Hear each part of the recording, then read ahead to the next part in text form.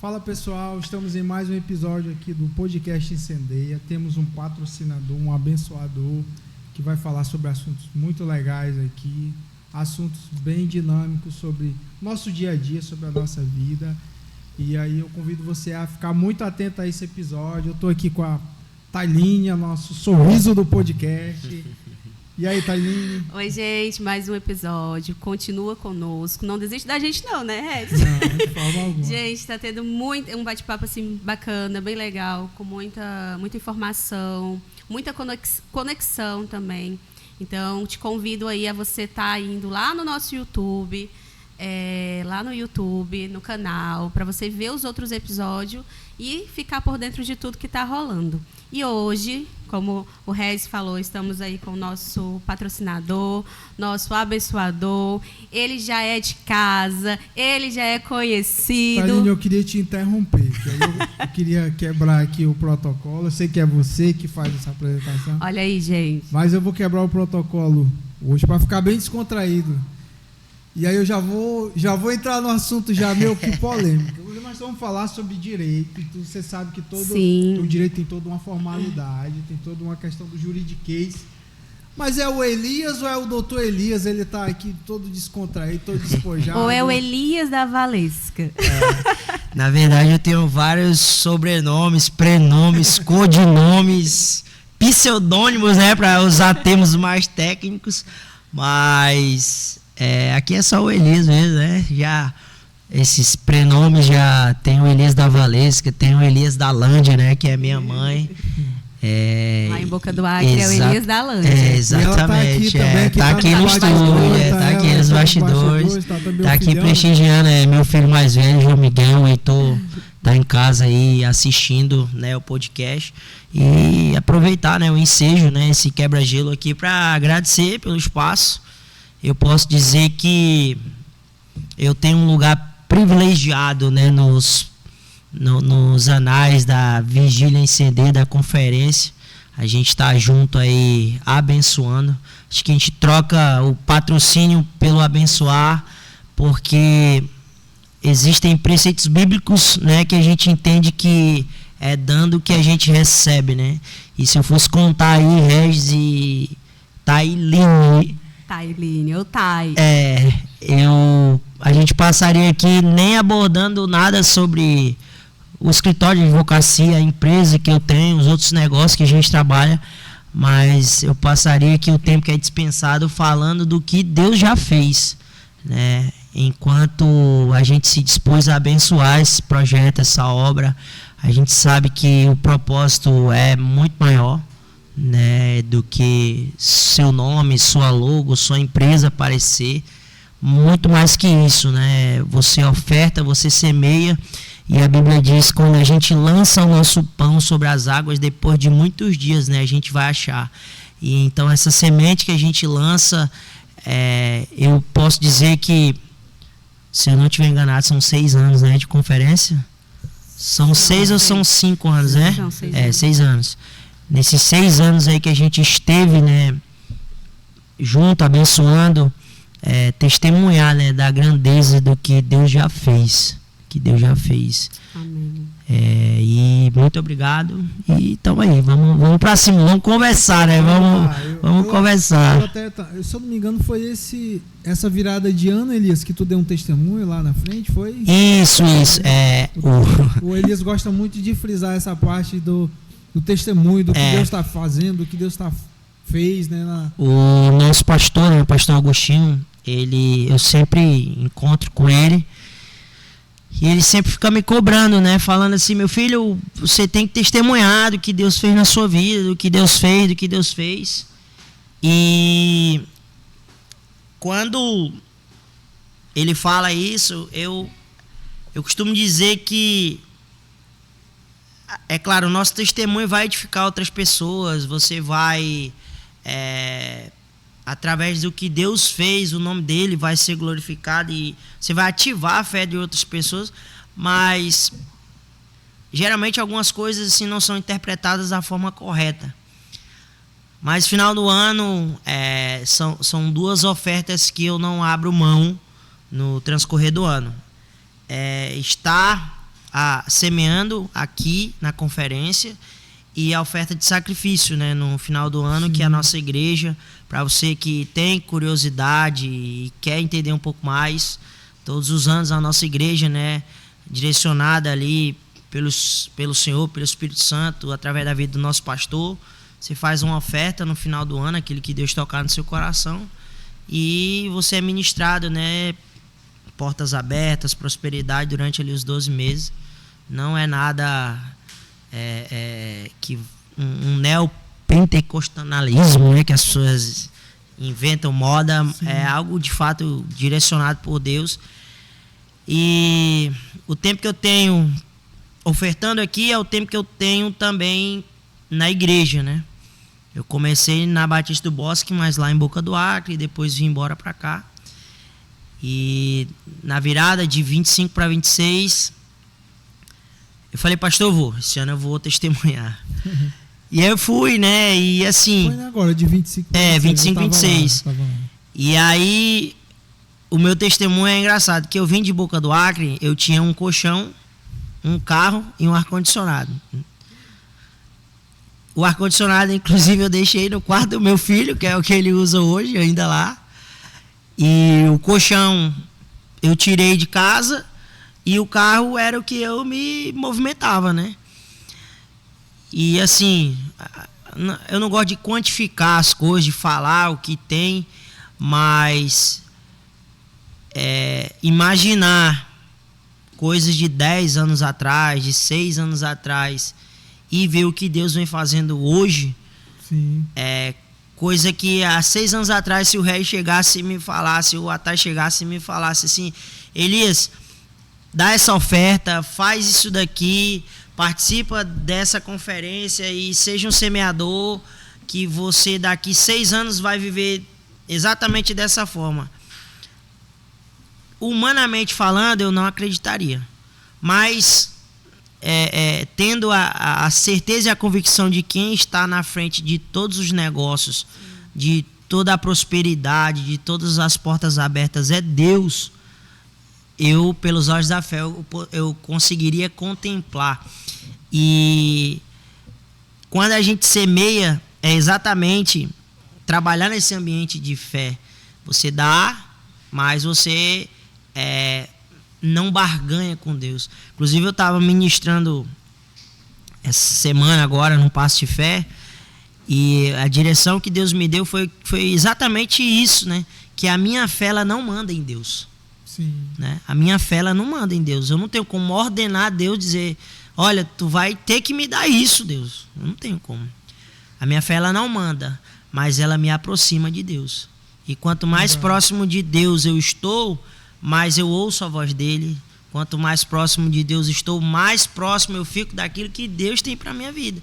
Então, essas ofertas, tudo aquilo que a gente vem semeando, vem fazendo, essa proximidade com Deus tem nos aproximado daquilo que Ele prometeu um dia lá. Então, assim, tendo essa percepção de fé, tendo essa percepção de que Deus pode fazer, se lá atrás tivesse me falado, eu acreditaria. São, né, ativações. Mas humanamente falando, saindo ainda mais do interior do estado do Amazonas, meu irmão, era complicado. E nessa, são os improváveis. Né? Os improváveis. Nessa de empreender, né? Porque, para quem não sabe, né, eu sou advogado, mas eu sou um advogado empreendedor, né? Eu atuo numa área bem específica do direito, né, que é sobre questões rurais, e abri uma empresa sobre isso.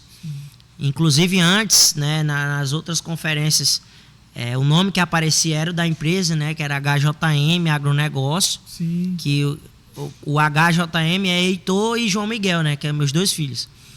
E aí, esse ano eu decidi fazer diferente. Falei, não, vou colocar meu nome lá. A gente tem uma vedação, né, que não pode divulgar o trabalho de advocacia por conta de questões do Código de Ética da OAB. Então tem bastante regramentos, né, de que a gente não pode fazer certo tipo de publicidade. Mas eu decidi colocar só meu nome lá. É porque às vezes ficava HJM, ninguém sabia nem o que era, como era.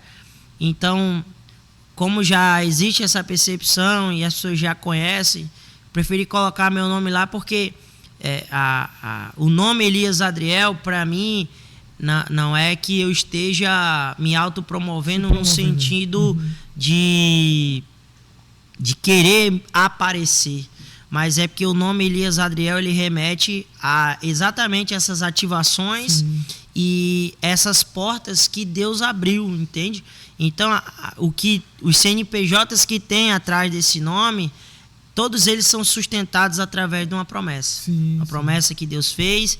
E hoje a gente vive esse milagre, a gente vive essas bênçãos, a gente vive toda essa dimensão, essa atmosfera de que eu estou desfrutando de algo, mas aquilo que eu desfruto é fruto de uma semente que foi lançada, de uma oferta que foi semeada, de uma promessa que foi alcançada, que está sendo lograda e, acima de tudo, é o entendimento de que eu possuo, mas foi Deus que me deu. É por conta dessa misericórdia, dessa graça, desse favor.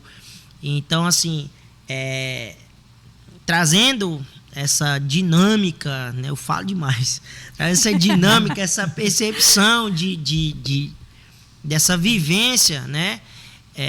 Eu acho que é testemunhar esses milagres, sabe? Testemunhar essas bênçãos e tudo aquilo que Deus faz. Elias, né? Assim, trazendo um pouco para o produto em si, do serviço, hoje tu faz esse campo de atuação aí. Aqui no Acre, porque tu disse que vem de Boca do Acre. Isso. Né? Então lá é tua terra natal, Boca do Acre? Lá sou então, amazonense. Boca do Acre, que ele trata muito essa questão rural, do homem do campo, enfim. Acre e Rondônia também. Isso. Então Acre, Amazonas A verdade é que, assim, se eu fosse dar corda para os meus sonhos e para aquilo que a gente tem atingido, a gente poderia dizer que tem uma atuação praticamente nacional. Só que isso demanda uma alavancagem muito grande, né? De gente, de estrutura. Então, assim, hoje o nosso foco, a atuação do escritório é nos 3 estados. Sim.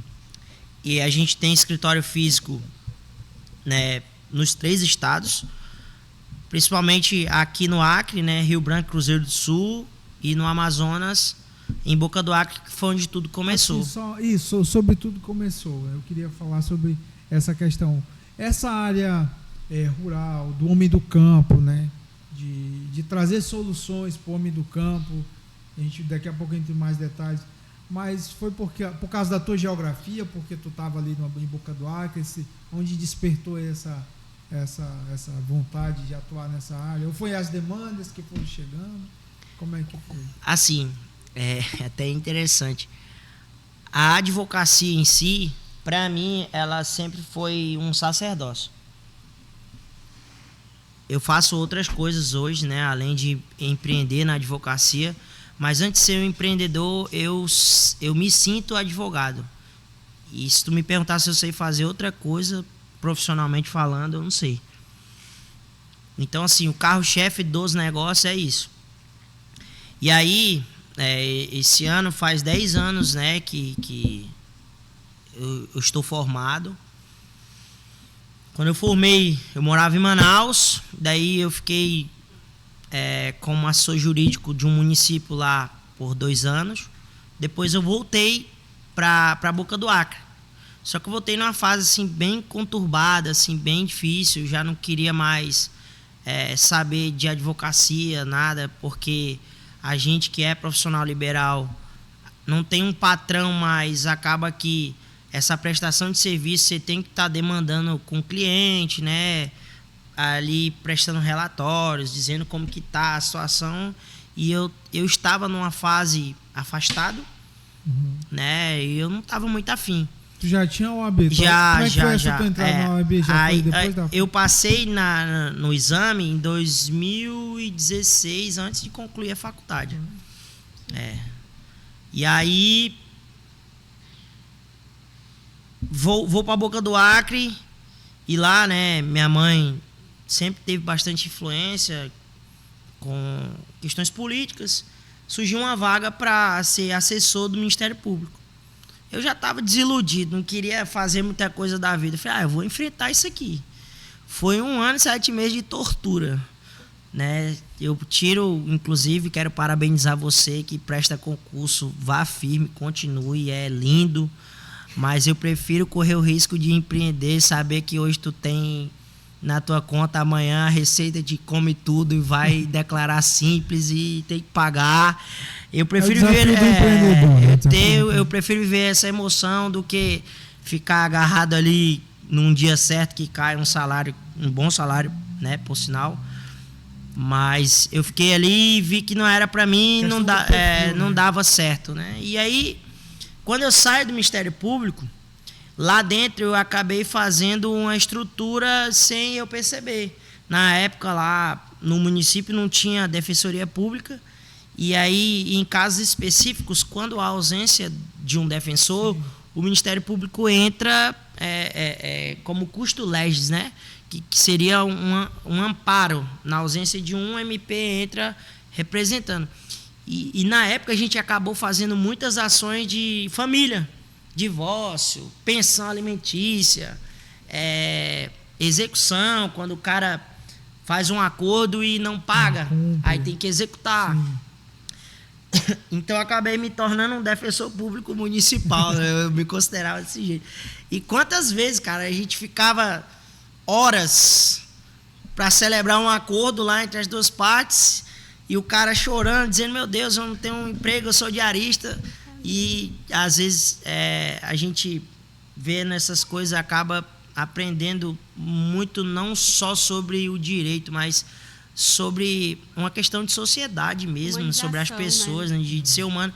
Porque em muitas vezes a briga dos dois era por conta de R$200, uma pensão de R$200, entendeu? Hoje, né, tem muita gente que tem a oportunidade de, às vezes, numa sentada num lanche, gastar isso, entendeu? E pessoas que passam necessidade e querem que a outra venha custear isso por mês, entendeu? Então, assim, a realidade no interior do estado, né, aqui no Acre tem isso também, mas em relação ao Brasil, né? É por isso que tem muita gente ainda que depende de questões de governo, enfim. Benefício. Aí tu se deparou com situações lá. E aí o que acontece? Com esses inúmeros casos que foram acontecendo, e a gente ainda tinha que dar conta do próprio serviço, né, do MP, e eu ficava. Era numa questão hierárquica. O promotor estava aqui e eu estava abaixo dele, né, e vinham os demais servidores. Então, na ausência do promotor, quem dava as coordenadas, o comando era eu. Saí. Só que com essa estrutura que se montou, foi, cara, tem que advogar. Eu falei, meu Deus. E aí, assim, no interior não tem muito o que escolher, né?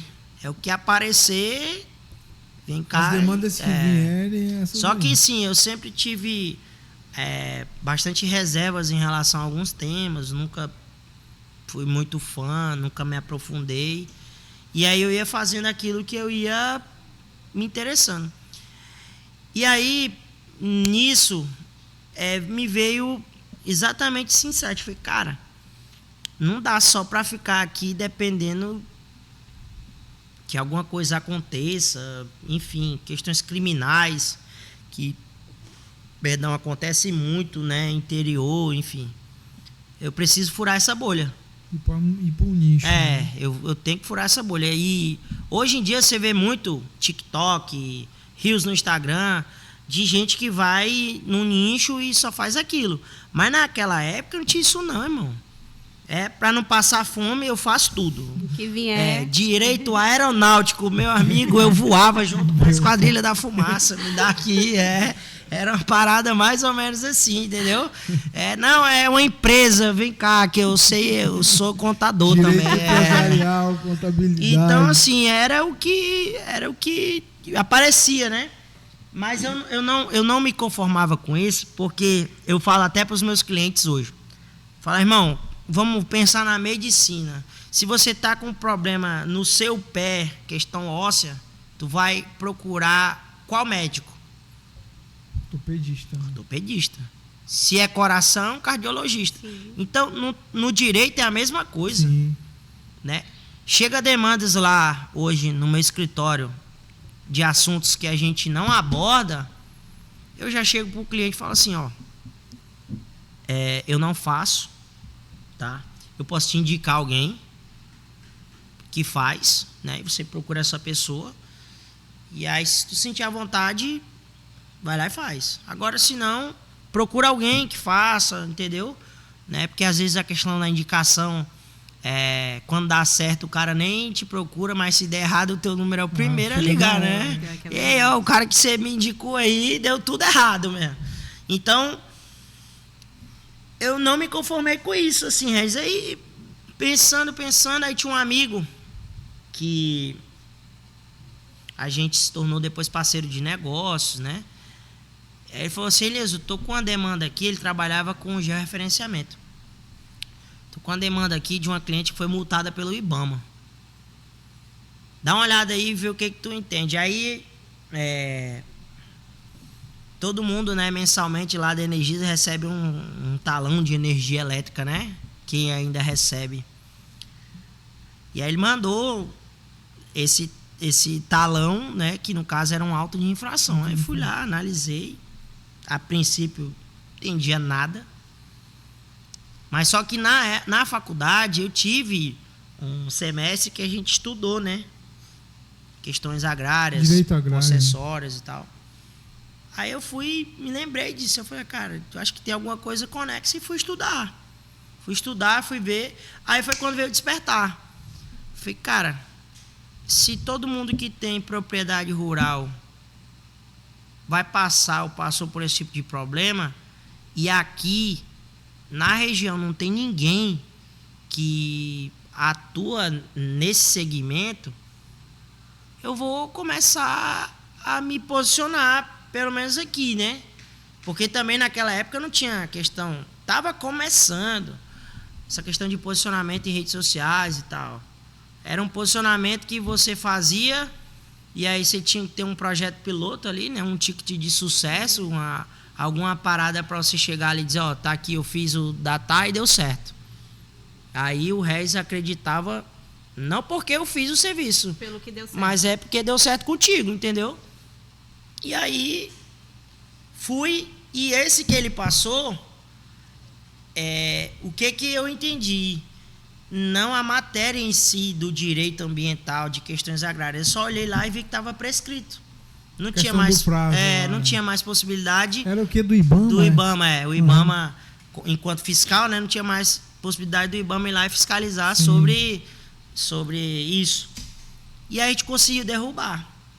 Aí eu fiquei olhando e falei, meu Deus, deu certo, ó. Eu falei, cara, se deu certo, aí começou a ter esse posicionamento. E aí o que acontece? Eu acredito muito no marketing digital, eu acredito muito no posicionamento na internet. Que hoje tu tá lá, né? E aí tu tá arrebentando lá, né? Eu vou chegar lá, né? Tá arrebentando lá. Isso é um martírio pra mim, mas vai dar certo.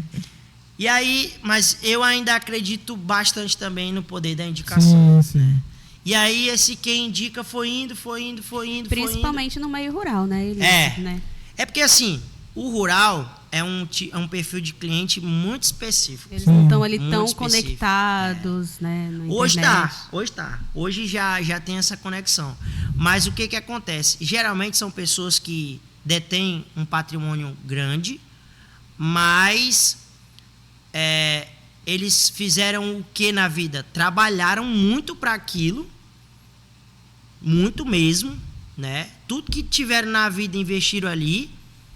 Só que em relação à parte, vamos dizer que estudar, né, fazer uma faculdade, se aperfeiçoar, se aprimorar nessa questão educacional, eles não tiveram. Eles se preocuparam com o quê? Em crescer o patrimônio, formar os filhos. Mas eles, a maioria, né, a grande maioria, a mesma simplicidade, né, a mesma... A maioria ali sabe ler e escrever. alguns nem sabem ler nem escrever. Então, é um perfil de um cara mais desconfiado, né? Porque... Mas também a palavra vale muito, exatamente. Né? Se falar alguma coisa ali para você, você pode dormir com aquilo tranquilo, porque são pessoas muito honestas.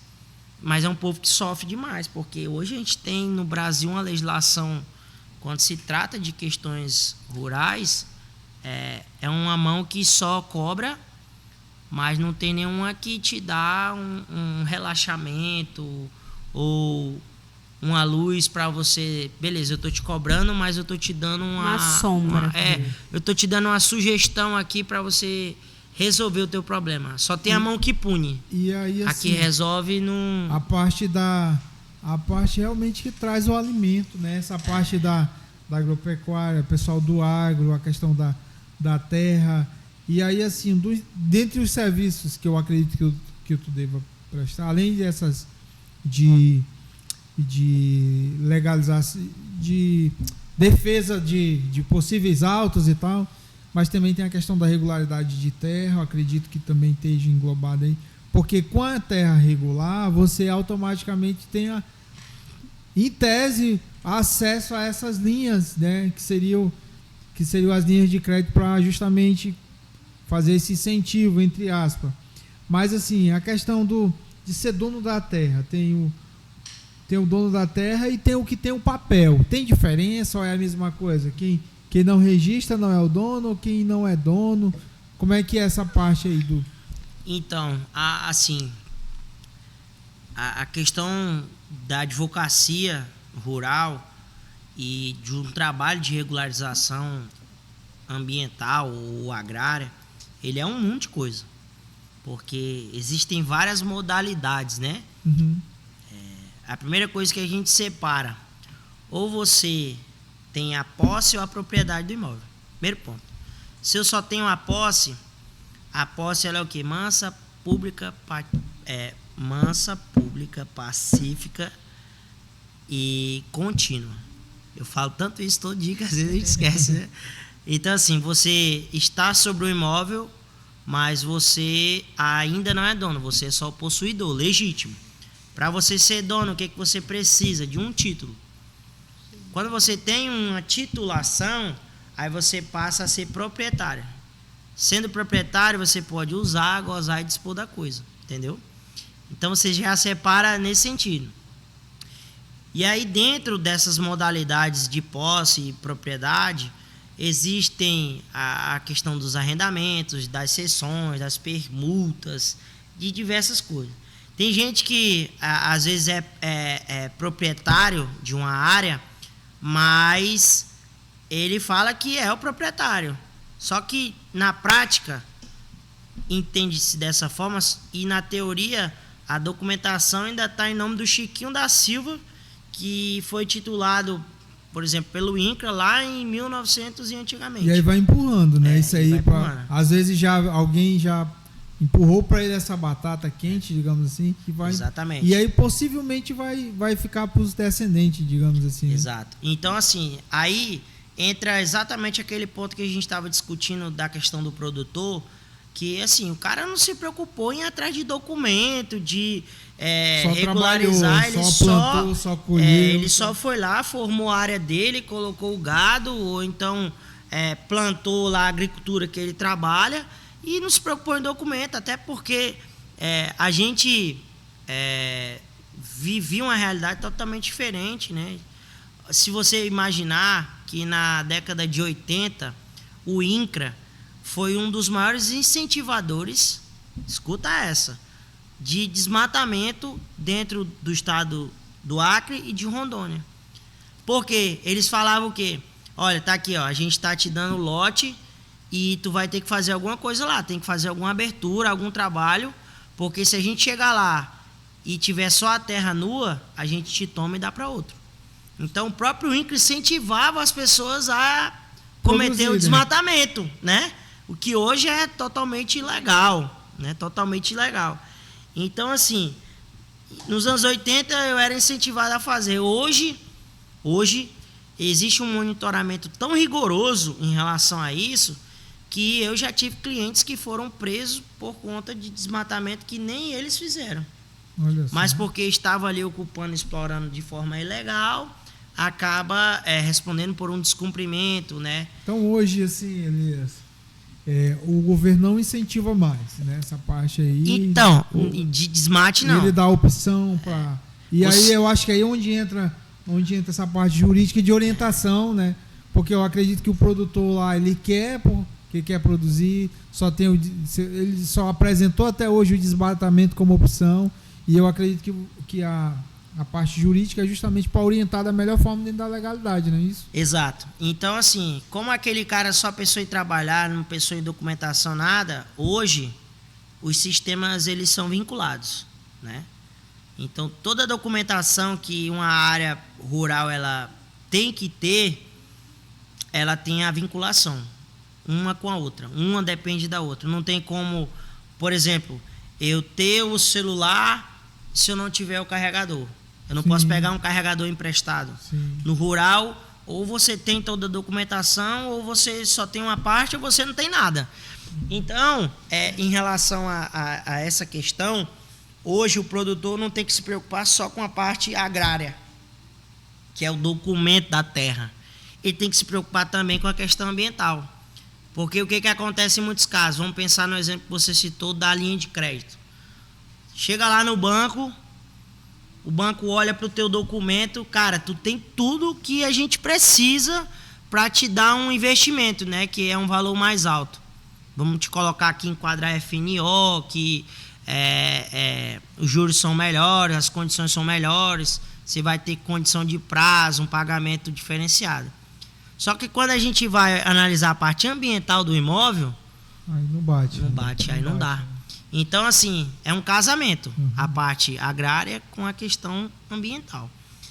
E aí, quando o cara está ante uma situação dessa e que ele não consegue resolver, aí é onde entra o nosso time. A questão jurídica, né, o escritório, e a parte técnica, a empresa. Então, tem produtor rural que, digamos, está perdendo dinheiro por falta de informação. Sim. Por falta de informação. Regularização. Falta de informação. Então, às vezes o remédio dele é fácil de resolver. Só que o produtor em si, ele já está tão desmotivado, né? É porque assim, no rural, muito mais do que a gente presencia essa questão de uma falta de estrutura, no geral, que a gente já vive, né, a nível Brasil, o produtor sente mais, porque assim, no rural só tem a mão que pune. A mão que ajuda e te dá um norte para você se organizar, se regularizar, colocar a tua vida no trilho, ela existe, mas de uma forma muito oculta. Então, acaba que o produtor fica nessa dependência de ter sempre um técnico, de ter um jurídico para poder auxiliá-lo nessas questões de buscar essa regularização. Porque assim, não é só punir, dizer que está errado. Beleza, eu estou errado. É instruir. Mas assim, o que eu preciso fazer para mim começar a ir certo? Entendeu? No Brasil, muitas empresas acabam, por exemplo, sonegando imposto, porque a gente só tem uma mão que cobra, aí quando você vai olhar os benefícios, não tem nada. Aí o que o cara acaba entendendo, né? Que é errado, logicamente. Eu vou pela ilegalidade porque... Formalidade. Não tem um benefício de nada. Então, assim, no rural tem muito disso, né? Tem gente que passa a vida na ilegalidade porque tem aquela percepção de que o problema dele nunca vai ter solução, entendeu? E às vezes a solução que tem não é a que agrada a pessoa, entendeu? Porque às vezes você vai ter que fazer um reflorestamento, às vezes você vai ter que pagar uma questão em pecúnia. Então, tem muito disso. E aí você fica nessa linha tênue ali, tentando... tem horas que a gente é contratado para apagar um incêndio. É como se tu fosse ali para dar um tratamento paliativo. Dá errado para depois procurar, né, ajuda ali. Certo? E tem situações que, infelizmente, assim, eu sou muito sincero e eu chego pro cliente e falo, meu amigo, do jeito que você quer fazer, não tem remédio, não tem solução. Não dá, né? Então, como você não quer fazer da forma que é para ser feito, vai viver tua vida. Até onde tu conseguir viver, né? Rapaz, nós tínhamos assunto aqui para fazer uma temporada. Igual o Lost, né? Não ia ter fim nunca, aquela série Lost. O Igor tá ali no nosso bastidor, mas ele sabe que nós tínhamos um assunto aqui, mas podemos fazer uma série falando sobre esse assunto aí, trazendo muita informação, né, Thaline? Mas o nosso tempo é limitado, a gente vai ter que...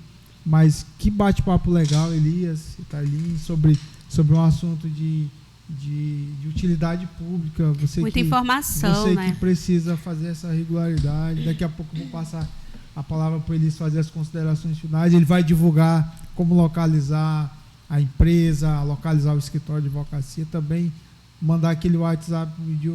De repente você está com uma dúvida e está com uma dor nesse sentido, a oportunidade também é agora. Né, Thaline?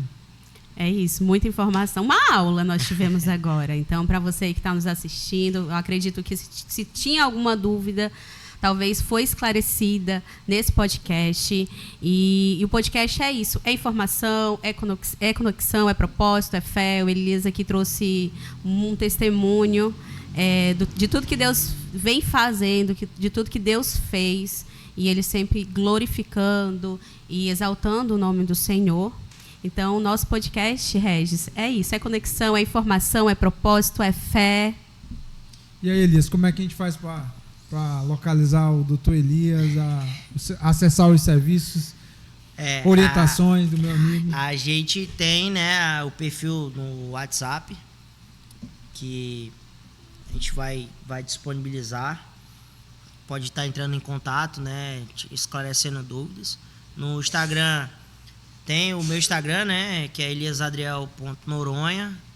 Tem o Instagram do escritório, né, que é o Elias Adriel Advocacia.